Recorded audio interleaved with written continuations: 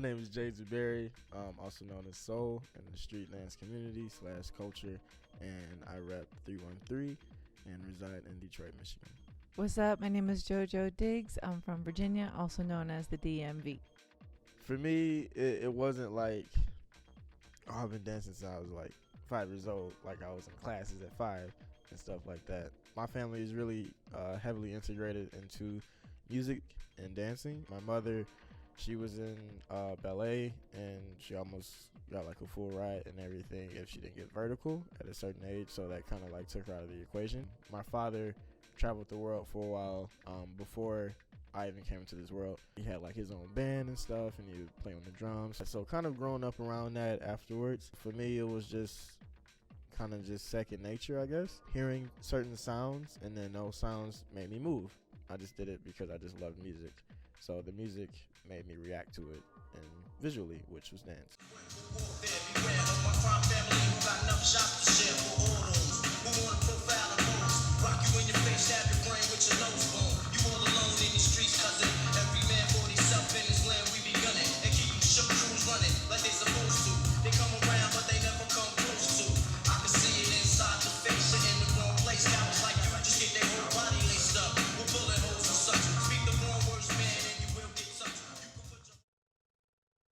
I feel that my love for dance was really always present. It was something that I wasn't present to. When I was younger, I went to a private school and was not surrounded by people who liked to dance. They also didn't like the music that I liked to listen to. My brother listened to it, so I'm sure that there was some influence there, but I just loved it. It just made me want to move. The first tape I ever bought was Poor Righteous Teachers, and I'm this little white girl in Catholic school rocking out to like Ice-T, Ice Cube, sitting at home trying to practice a diddly diddly diddly dee.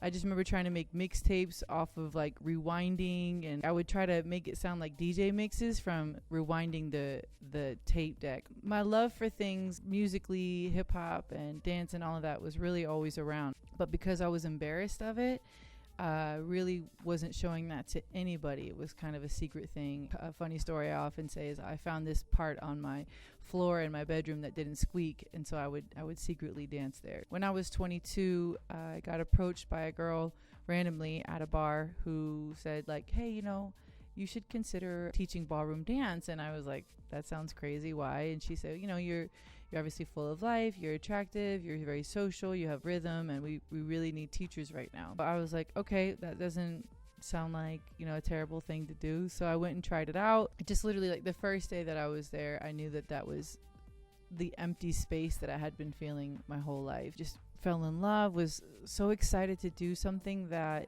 I was exhausted and still wanted to keep going because we had to wear 3.5-inch heels.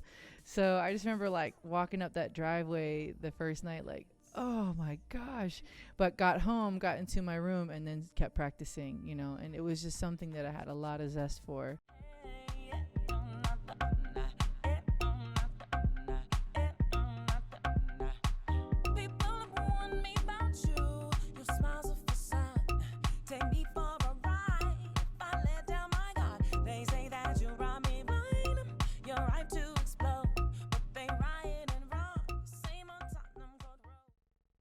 I am self-taught. I didn't even know this could be taught. I thought it was just something like you just did just for the love of music. Needless to say, I didn't think there would be classes for it. Like, you can go to college and study engineering and stuff like that. You can go to college and study dancing. So probably about 90% of my dancing is from me, and the other 10% is from like inspirations and influences and stuff, or just like mentors and whatnot. So, but that's a very, very small portion of my artistry. I definitely value learning from those that I look up to as far as like their ethics of teaching. Whatever I can get knowledge from, whether it be from like an OG in a certain style that I really respect, or just watching just an older generation of like just two-stepping at a barbecue, just really paying attention to the patience that they have. I kind of see myself as like not putting myself on the pedestal like that, but I see myself as like a Bruce Lee of dance in a way,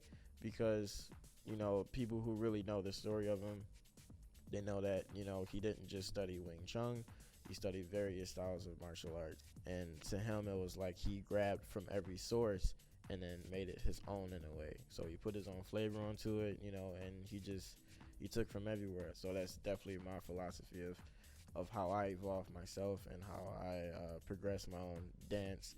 So yeah, just over the years, from watching James Brown to Michael Jackson when I could watch him on TV, to watching Usher and like his prime, Omarion and his prime, I would just take the things that I really liked about him, more so took like the essence that they grabbed, you know, out of themselves and then present to the audience.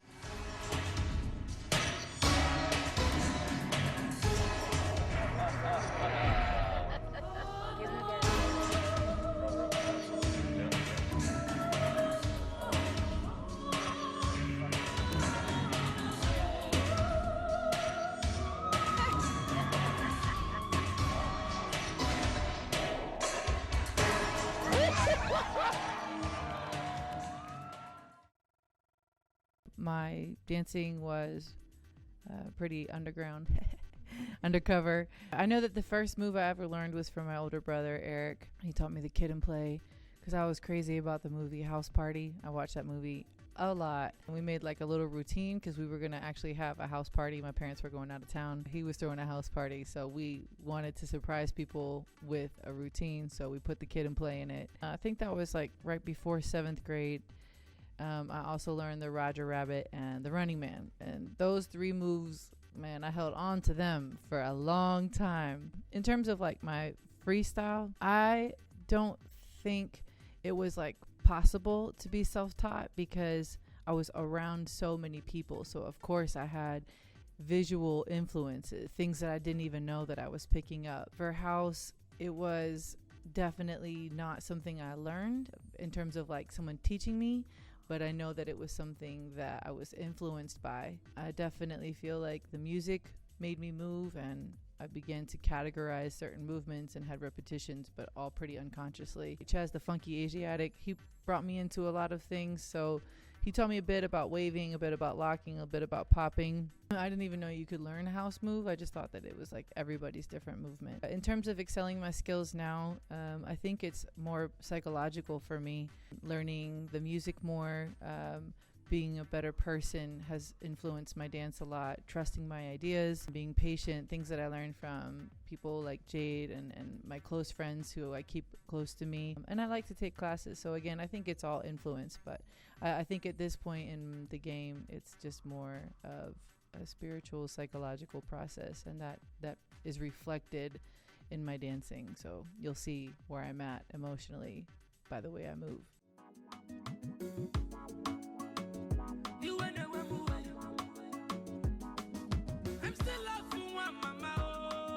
I'm still love from one mama. I really want to know. I'm still love from one mama.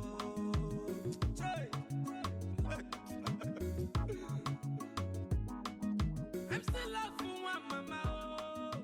I'm still love from one mama. I got injured about 2 years ago, I believe, 2012. Yeah.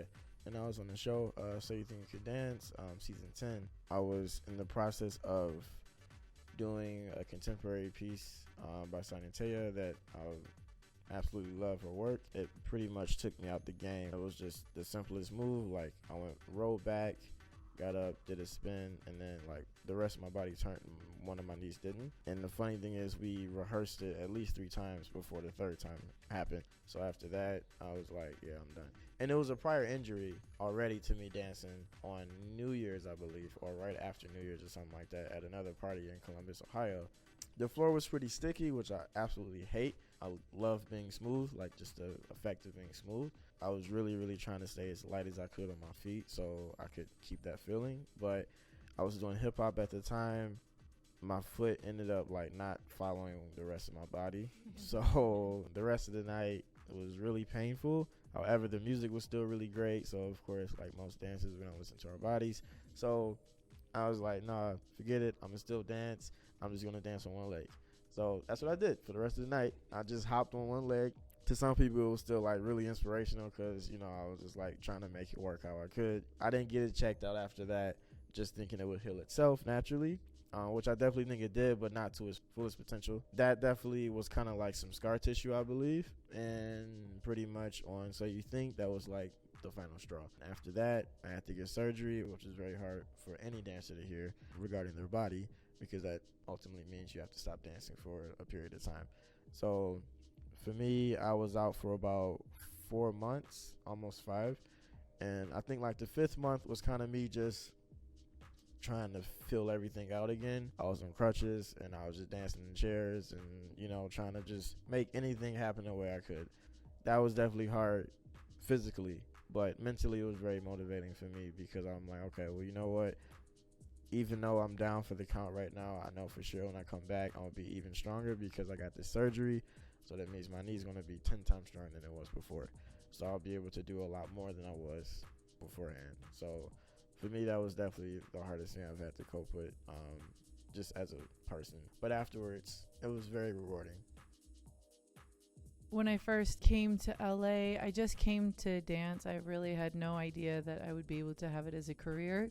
Upon being immersed in it, I realized how layered it is. So it's really not something you can be like, oh, I'm going to go be a dancer. There's just so many categories and subcategories to those subcategories. And finding myself feeling lost because I am someone who is really in love with music. So a lot of different sounds make me move. And so it was hard to figure out, oh, I belong in this space.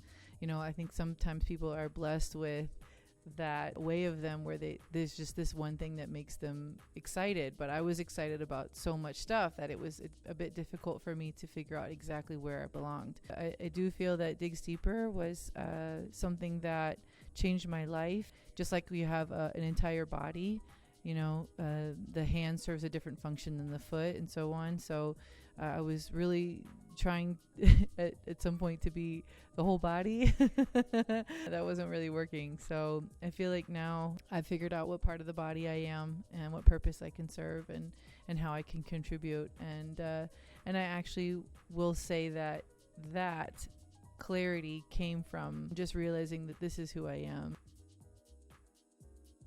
Just the effect that I get from, I guess, being fulfilled and dance, is kind of just watching how I impact others and not knowing how many other people I impact. When somebody comes up to me and is like, yo, I don't know if you noticed, but you've been like this huge inspiration to my dancing or influence in my dancing, or because you didn't stop, I didn't stop, or because you're doing this, that gives me hope that I can do it as well. So for me, that definitely gives me like that extra boost. Not like to keep going, but it's just kind of like, word, like, you know, this is definitely one of the big reasons why I do what I do. You know, it's to give back in a sense without like purposely giving back, but it's kind of like you do it and then that affects other people around you. So yeah, definitely to me, that's my pat on the back, like to let me know that I'm doing a good job is when I'm affecting other people positively. I think, you know, something I've been blessed to be naturally good at is being organized. That's a really great attribute to have alongside of being artistic. And so what I can do is I can bring people together in a really organized fashion. And so I love bringing people together, and I love building communities, small ones, big ones, and making a difference in someone's mind. Sometimes in my classes, I'll say, what I'm really out for today is to make some impact in you emotionally or mentally. And that's how I'll affect your dance, because I can give you a bunch of moves, but if I don't impact some way that you think or feel, or you are able to feel or able to connect to the music, then it is a very temporary impact. When I can alter the way that someone feels, that's a huge blessing for the community. If the people are happy, then the dance is happy. If the people are happy, then the music is happy, and so on and so forth. I love helping people feel good about themselves and just giving everyone a space to feel like they belong and that they all are a different part of the body. I've been really blessed to be able to have just about everybody important in my life to support me and support my grind. I've definitely had like friction, you know, here and there in my pursuit of my career, before like it became an actual career. I've had friction from people like, do you really think you can make it, or what if it doesn't work out? Maybe you should get a 9 to 5 just in case, stuff like that. And no matter what, I've always been like, no, this is what I want to do. I definitely think very strongly if you just go for what you truly believe in and love doing, then the money will follow. God will always make it work for you. No matter what, he's always come through for me when I needed him most. And it kind of just was him saying like, yeah, I got you. Like you keep doing what it is I told you to do, and the talents I gave you, and I'll keep blessing you. So that's kind of how I see things. Even if it doesn't line up with other people's opinion or whatever of their reality, it doesn't mean that it's not mine.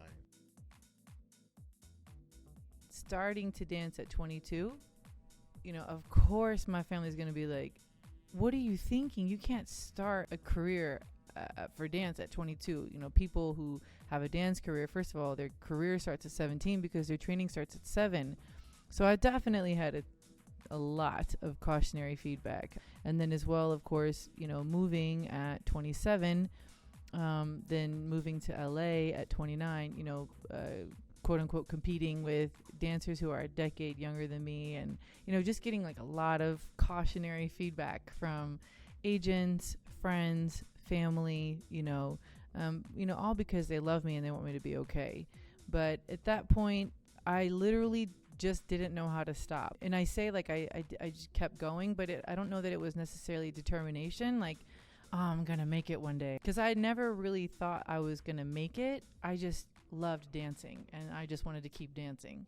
When I quote unquote started making it, I was like, oh my God, I can actually do this. So it was never about, it was really, ironically, it was not a goal that I had. It was just, I want to dance, I want to dance, I want to dance. I can't stop dancing. This is my breath. This is my life. There's this old Zen proverb of this young man who walks up to an older man who's meditating. And the young man says, how do I find God? And the old man pauses for a second, and then he takes the younger man's head and he grabs it and he shoves it under the water. And the young man is like he's like struggling, and you can hear all the bubbles and everything. And he holds him there for a while, and he grabs his hair and he pulls him back out. And the young man says, why did you do that? And he said, in that moment, what was the only thing you thought about? And he said, air. And he goes, that's how God has to feel. It has to be like you are like just, you have to have it. And that's how dance felt for me. So there was really no stopping me. And I wouldn't even necessarily say that it motivated me or anything. It was just like, I get it. I wished that I had them supporting me, but I totally get it as a as a parent. As a parent, I think part of their role is to play devil's advocate and get you grounded and make sure that that's what you want.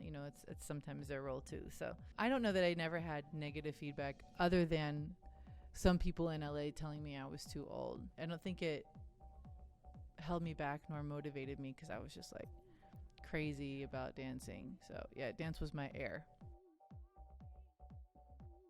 First and foremost, I definitely want to say listen to your bodies. Okay. I feel a lot of us dancers do not take that route, and then it ends up prolonging our process being healthier. And the reason why I say that, it's not kind of like to be like, stop dancing altogether. Definitely don't do that. Like, dance however you can. Like just with me when I was explaining about my injury, like even though I was in crutches, like of course I'm not about to just be like slam to the ground and just get down on a messed up leg. I'm like, no, nobody can stop me. Bump the doctor's orders. I kind of just rerouted my direction. Like kind of like how GPS does. They reroute, even if you get off track or whatever, and it kind of reroutes of like how to get to a better location or whatever. So it's kind of like I have to do that with my dancing. Like, okay, I don't have my right leg to use at the moment, but I have my left leg. So since my left, I don't really dance with my left as much because I'm a righty. So at the time, I'm like, all right, well, this is a perfect time for me to make it versatile. So I used that to my advantage, and it was kind of just, the old saying of like, when life gives you lemons, make lemonade. So don't let one thing slow you down or stop you. You should use that as a means to kind of give you more inspiration of how to maneuver around this obstacle, without messing yourself up in the process. In that whole process, I didn't mess my right leg up. It was still healing at the time. But after that whole process, now I could definitely dance on both legs equally. Just gotta use what you got in that time. So dancers, please take care of your bodies. Definitely don't eat like a rabbit, if you're a meat eater. But of course, like, have a balance. Like for me, I love sweets, but I know for sure if that's all I eat mostly, then of course I'm gonna get cavities. So I have to like make a strict regimen. I only eat sweets on the weekend, and sometimes I'll just have like a cheat day, one day during the week, and that's it. Be smart with your bodies, and of course, know what direction you're going in with your dancing. Or otherwise, you will not stay on track. I think my key advice to anyone who is pursuing something artistic would be to be very clear on what it is that you're out to get and what your principles are. If you're really clear on what your principle is, then you're not going to get steered left or right. You're not going to get distracted. I'm a big fan of writing things down because I do a lot of stuff, and so it's very easy for me to forget things. I make goals with check boxes every single month. That's on my door right before I walk out of my bedroom, which constantly reminds me of what I'm working on. I have my top 10 desires for my whole life. I've had that for a couple years. It's like this crumpled up piece of loose leaf, but it's taped to my wall and it keeps me present. I think that it's really important to take the time to do the internal research, and it's okay if those things change, but for you to be clear on what it is that you're out to get. That way you won't be lost when you're in your subconscious mind dancing. Your subconscious mind will know what you're out to get. Your subconscious mind will know how to respond and things like that. So that comes through meditation, prayer, journaling, whatever you believe in. I mean, I praise Jesus Christ, but whatever you believe in, whether you meditate or just believe in a higher power, that God is a sparkly thing, it doesn't matter. But just taking time to sit down with that and doing like a pretty regimented personal inventory, that's pretty huge, especially if you're doing something like moving to LA, where there is a lot of big energies and a lot of people have a lot of plans and a lot of goals. And if you're not grounded in what you want to do, then you can get pulled a lot of different ways and then you lose everything. It's certainly not a bad thing to support other people's stuff, but if we say yes to everything, then we've lost what it is that we're trying to create. Thank you so much for having us today. We really enjoyed it, and we hope that the viewers got something to take away, for their benefit, and that they got some inspiration and insight and encouragement. Yeah. So, peace out, yo. Yeah, son. Did you just cock the camera? No, I did that. Oh, I thought you. Nah. You super aggressive. Like, what is that about? All right, yo, I'm out.